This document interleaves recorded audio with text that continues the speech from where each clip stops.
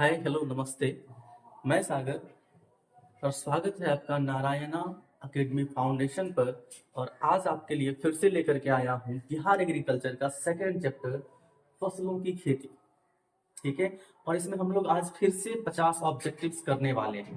ठीक है, पहले का कुछ क्वेश्चन था, हम उसको भी डिस्कस कर लेंगे। ठीक है, कुछ नोट्स आपको मिल जाएंगे, तो इसके लिए आपको टेंशन नहीं लेना है। ठीक है, अभी हम लोग ऑब्जेक्टिव सीरीज कर रहे हैं, तो सिर्फ ऑब्जेक्टिव पे फोकस करना है। ठीक है, और बाद बाकी जो भी डिस्कशन होगा आप कमेंट में कर दीजिए, मैं सारा डिस्कशन एक दिन में कर दूंगा उसको।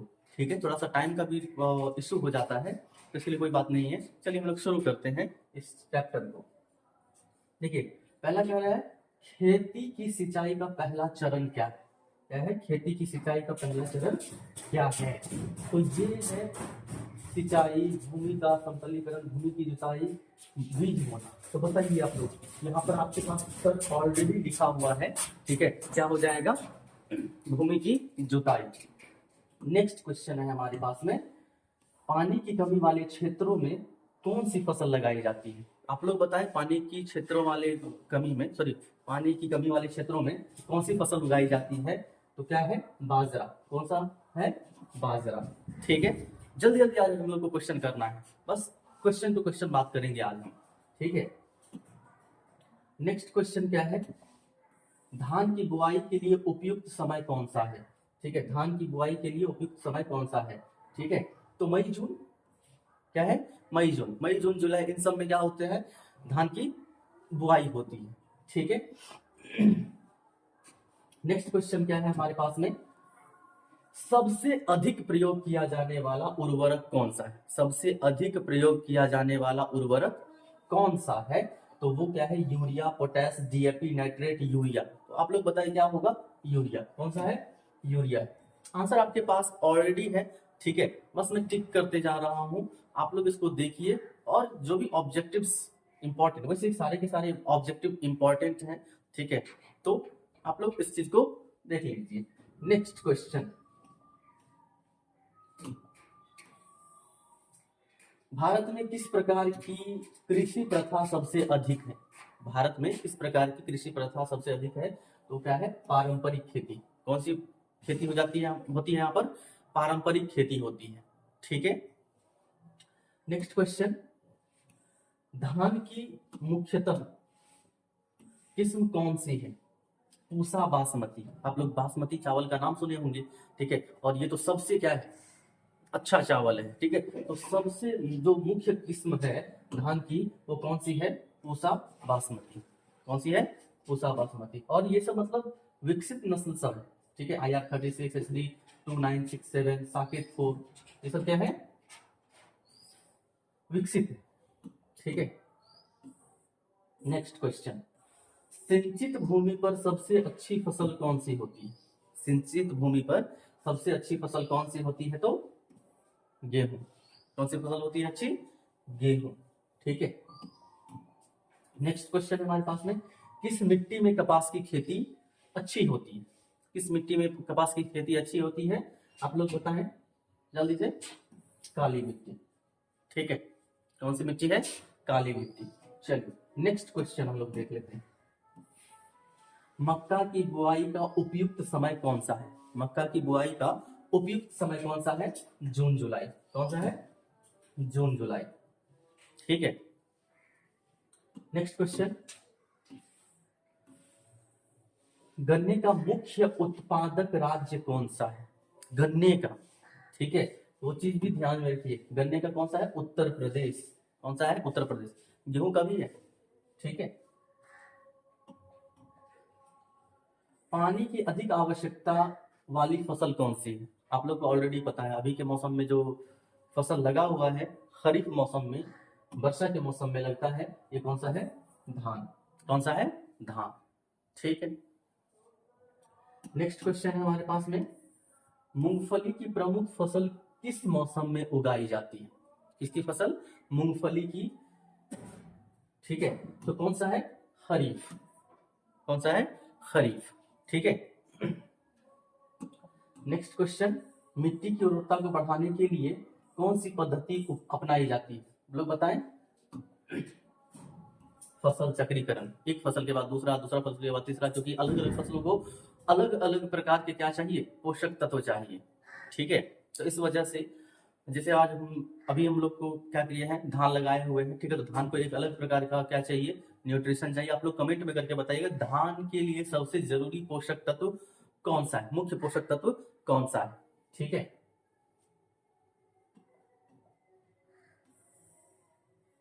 अधिकतम गेहूं उत्पादन वाला राज्य कौन सा है, पंजाब, हरियाणा, उत्तर प्रदेश, राजस्थान। ठीक है, मैंने जस्ट इससे पहले बताया गेहूं का उत्पादन वाला सबसे ज्यादा गेहूं उत्पादन कहां पर होता है, उत्तर प्रदेश में होता है। ठीक है,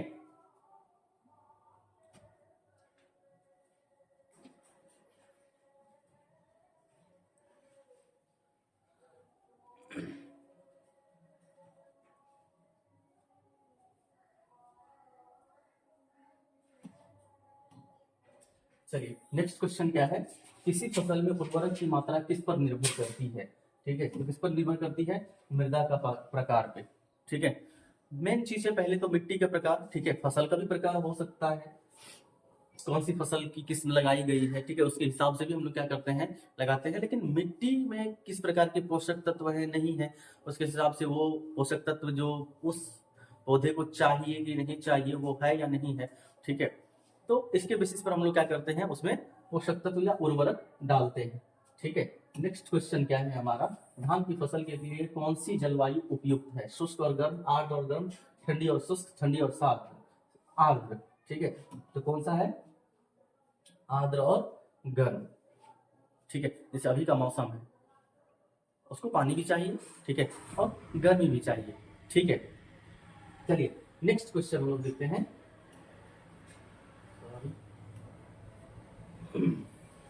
गन्ने की अधिकतम मिठास कब होती है, गन्ने की अधिकतम मिठास कब होती है, ठंड में। ठीक है, जैसे अभी छठ आने वाली है, वहां पर गन्ने का मतलब हम लोग पूजन में गन्ने का यूज करते हैं। ठीक है, तो ठंड के समय में होती है। नेक्स्ट क्वेश्चन है, जैविक खेती में किसका उपयोग नहीं होता है, जैविक खेती में किसका उपयोग नहीं होता है, रासायनिक कीटनाशक की, किसकी, रासायनिक कीटनाशक की। ठीक है, नेक्स्ट क्वेश्चन, बाजरा किस प्रकार की मिट्टी में उगाया जाता है। ठीक है, तो बाजरा किस प्रकार की मिट्टी में उगाया जाता है, बलुई मिट्टी में, किसमें, बलुई मिट्टी में। ठीक है, नेक्स्ट क्वेश्चन हमारे पास है, कृषि में नाइट्रोजन की आपूर्ति किससे होती है, खेती में नाइट्रोजन की आपूर्ति किससे होती है, यूरिया से। किससे होती है, यूरिया से। ठीक है, ये 100 ऑब्जेक्टिव इस चैप्टर में है, और आप लोग बोलेंगे तो और ऑब्जेक्टिव आपको मिल जाएंगे। ठीक है, लेकिन फिलहाल आज हम लोग 50 ऑब्जेक्टिव्स करने वाले हैं। ठीक है, ताकि आपका ये कंटिन्यूटी बना रहे। नेक्स्ट क्वेश्चन क्या है, गन्ने की खेती के लिए उपयुक्त जलवायु कौन सी है, आर्द्र और उष्ण। कौन सा है, आर्द्र और उष्ण। ठीक है, चलिए नेक्स्ट क्वेश्चन हम लोग देखते हैं, धान की बुआई का तरीका कौन सा है, धान की बुआई का तरीका कौन सा है। ऑलरेडी हम लोग पता है ट्रांसप्लांटिंग होता है। ठीक है, हम लोग पहले क्या करते हैं, बीज बोते हैं, फिर उसको उखाड़ करके फिर दूसरी जगह लगाते हैं, फिर उसको हम लोग क्या करते हैं, ट्रांसप्लांटिंग करते हैं। तो धान की रोपाई के लिए मुख्य तरीका कौन सा है, ट्रांसप्लांटिंग। ठीक है, चलिए नेक्स्ट क्वेश्चन क्या है, भारत में खरीफ की फसल का प्रमुख उदाहरण कौन सा है। ठीक है, तो भारत में खरीफ की फसल का प्रमुख उदाहरण है बाजरा। ठीक है, कौन सा है, बाजरा। इसमें धान होता तो धान आ जाता। ठीक है, लेकिन यहाँ पर धान नहीं है और मक्का भी नहीं है, तो क्या हो जाएगा, बाजरा। ठीक है, चलिए नेक्स्ट क्वेश्चन क्या है, मिट्टी की नमी को बनाए रखने के लिए कौन सी तकनीक उपयोग की जाती है, मिट्टी की नमी को बनाए रखने के लिए कौन सी तकनीक उपयोग की जाती है, होता है मल्चिंग। क्या होता है, मल्चिंग। ठीक है, जुताई नहीं, जल निकासी नहीं, बुआई नहीं, मल्चिंग होता है। ठीक है, आप लोग मल्चिंग क्या होता है ये कमेंट बॉक्स में बताइएगा, जरूर बताइएगा। ठीक है, सबसे अधिक चावल उत्पादन करने वाला देश कौन सा है, चीन। सबसे अधिक चावल उत्पादन करने वाला देश चीन है। और राज्य की बात करें तो पिछले क्लास में मैंने बताया हुआ है पश्चिम बंगाल। ठीक है, बिहार का स्थान चौथा। ठीक है, नेक्स्ट क्वेश्चन क्या है, पौधे में जल की कमी से कौन सी बीमारी होती है, पौधे में जल की कमी से कौन सी बीमारी होती है? तो देख लीजिए, मुरझाना, वो मुरझा जाते हैं पानी की कमी से। ठीक है, नेक्स्ट, फसल चक्रीकरण का उद्देश्य क्या है? नेक्स्ट क्वेश्चन हमारे पास क्या है? फसल चक्रीकरण का उद्देश्य क्या है? उत्पादन की वृद्धि, मृदा उर्वरता का संरक्षण, जल संरक्षण, बीज उत्पादन। ऑलरेडी आपके पास आंसर है, मृदा उर्वरता का संरक्षण। क्या है? मृदा उर्वरता का संरक्षण। ठीक है, नेक्स्ट क्वेश्चन हमारे पास में है, मूंगफली का बीज किस भाग से उत्पन्न होता है? फल। इससे फल, ऐसा नहीं कि आप लोग मतलब वो नीचे होता है, ठीक है, तो कह दीजिएगा जड़, ठीक है, नहीं, किससे होता है? फल से ही होता है, नीचे फल होता है। ठीक है, सिंचाई के लिए सबसे उपयुक्त विधि कौन सी है? सिंचाई के लिए सबसे उपयुक्त विधि कौन सी है? ड्रिप सिंचाई। कौन सी होती है? ड्रिप सिंचाई। ये भी क्या होती है आप लोग कमेंट्स में बताइएगा। ठीक है, किस मिट्टी में जल धारण क्षमता सबसे अधिक होती है? चिकनी मिट्टी। किसमें होती है? चिकनी मिट्टी में सबसे अधिक जल धारण क्षमता होती है। ठीक है, धान की रोपाई के बाद कितने दिनों में फसल तैयार होती है? 3 से 4 महीने। कितने महीने? 3 से 4 महीने। ठीक है, 90 से 120 दिन। नेक्स्ट क्वेश्चन है हमारे पास में, फसल की अधिकतम पैदावार पाने के लिए कौन सा उर्वरक प्रयोग किया जाता है? नाइट्रोजन। आप लोगों ने पढ़ा होगा, एक होता है वृहद पोषक तत्व, एक होता है सूक्ष्म पोषक तत्व। तो वृहद पोषक तत्व के अंतर्गत कौन आता है? नाइट्रोजन। तो सबसे ज्यादा जरूरी क्या होता है? नाइट्रोजन होता है। ठीक है, चलिए नेक्स्ट क्वेश्चन क्या है, मिट्टी का परीक्षण किसके लिए किया जाता है? क्यों करते हैं?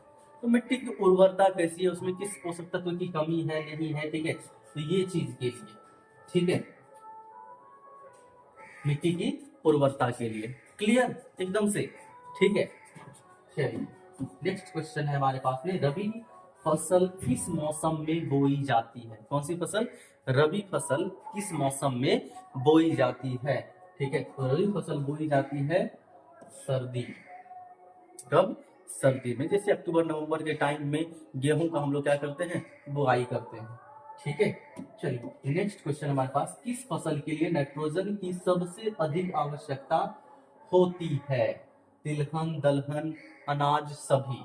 ठीक है, वैसे इसमें मोस्टली मुझे भी लगता है ऐसे कि यहाँ पर दलहन भी होना चाहिए, क्योंकि दाल से हमको क्या मिलता है? क्या मिलता है? सॉरी मतलब प्रोटीन मिलता है, और प्रोटीन में नाइट्रोजनस सब्सटेंस होता है। लेकिन अभी के टाइम में जैसे कि हम लोग अनाज की भी बात करें, ठीक है, तो उसमें भी प्रोटीन होता है। ठीक है, जैसे हम लोग मक्का की बात करते हैं, मक्का भी एक अनाज ही आता है। ठीक है, और अभी के समय में चावल का भी इस प्रकार का वैरायटी आता है कि उसमें ऑलरेडी प्रोटीन रहता है। ठीक है, तो तो अनाज ही लगा देते हैं। क्या है? अनाज। क्लियर ये चीज?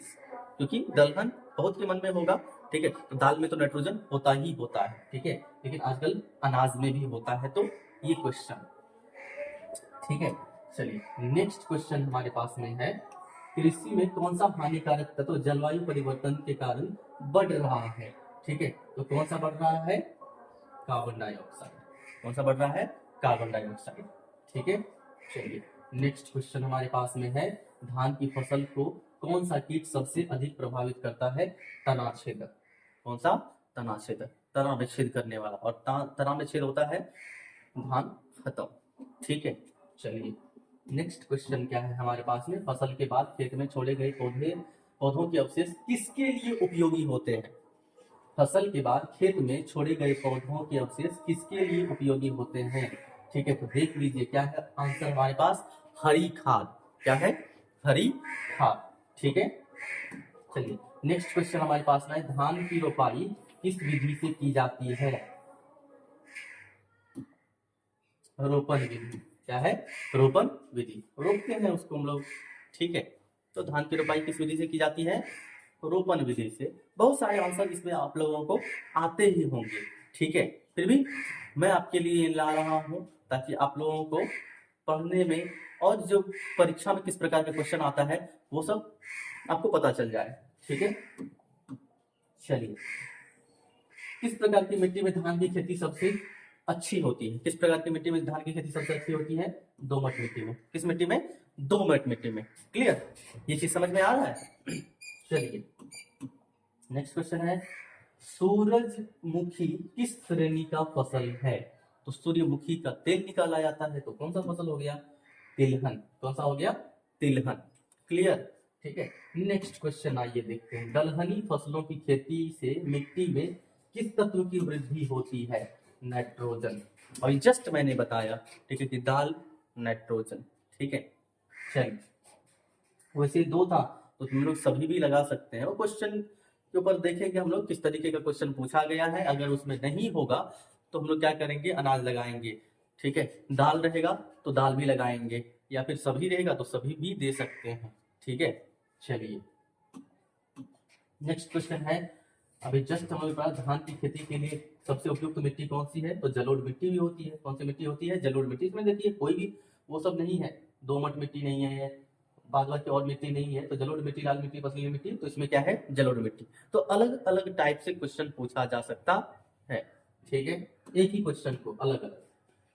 गेहूं की फसल की बुआई या किस मौसम में बोई जाती है?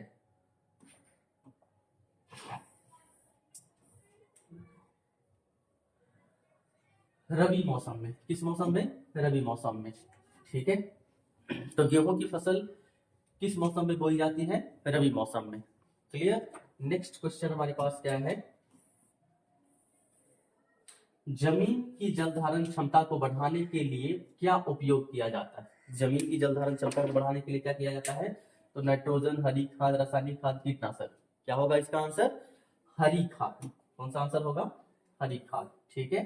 नेक्स्ट क्वेश्चन है हमारे पास में, धान की फसल की कटाई के बाद कौन सा काम किया जाता है? ये तो सबसे इजी क्वेश्चन। ठीक है, थ्रेशिंग। कौन सा है? थ्रेशिंग। क्या किया जाता है? थ्रेशिंग किया जाता है। ठीक है। चलिए, नेक्स्ट क्वेश्चन है हमारे पास में,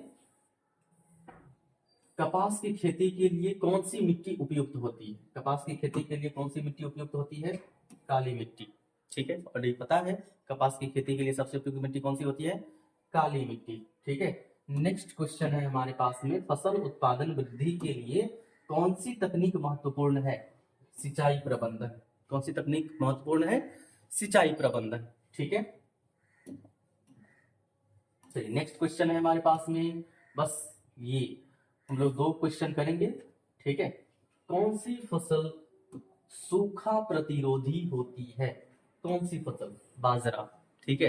यानी कि ये जल्दी से सूखता नहीं है। सुखाड़, सॉरी, सुखाड़ भी होती है तो इस पर कोई ज्यादा असर नहीं होता है। क्लियर ये चीज?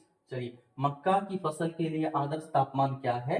18 डिग्री सेल्सियस से 27 डिग्री सेल्सियस। ठीक है। क्लियर? तो ये आज हम लोगों ने फिर से क्या किया? 50 ऑब्जेक्टिव्स किया। ठीक है। नेक्स्ट सीरीज फिर से रहेगा 50 ऑब्जेक्टिव्स का। इसमें जो भी कोई प्रॉब्लम हो आप लोग जरूर कमेंट करके बताएं, अपने दोस्तों के साथ शेयर कीजिए ताकि उनको ये वीडियो मिले और एग्जाम के लिए वो भी प्रिपेयर हो पाए। ठीक है। नेक्स्ट, बस रोज हम लोग कोशिश करेंगे एक एक वीडियो डालने का। ठीक है। थोड़ा सा टाइम का इश्यू हो जाता है इसलिए मैं नहीं डाल पाता हूँ। ठीक है, तो कोई बात नहीं है, हो जाएगा धीरे धीरे टाइम मैनेजमेंट करके आपके लिए मैं रोज वीडियो बनाऊंगा। ठीक है। इस तरीके से ये कंप्लीट सीरीज चलेगा जब तक आप लोगों का एग्जाम नहीं हो जाता है। जो भी नोट्स होगा या जो भी आपको डाउट है आप वो चीज पूछ सकते हैं। ठीक है। Thank you.